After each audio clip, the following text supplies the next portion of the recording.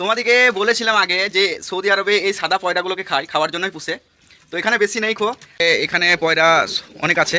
ছোট ছোট বাচ্চাগুলোকে ধরতে হবে, আর একটা একটা করে তো ধরে জবাই করা সম্ভব নয়।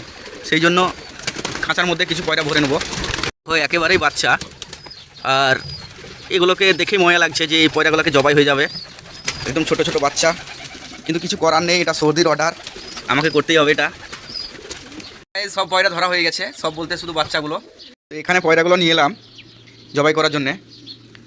এই যে এখন জবাই করা হয়ে গেছে, আর কিছু পয়রাকে গরম পানিতে ভিজাতে হচ্ছে ও পালকগুলো ছাড়ানোর জন্য।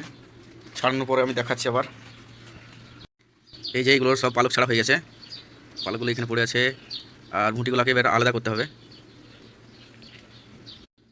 এখানে দেখো অনেক ভুঁটি আলাদা করা হয়ে গেছে, শুধু ভুঁটিটাকে বার করে নেওয়া হয়েছে, আর বাকি গোটাটাই থেকে গেল। এবার ওরা পুড়িয়ে বা এরকম সিদ্ধ করে খাবে, এই ওদের খাবার।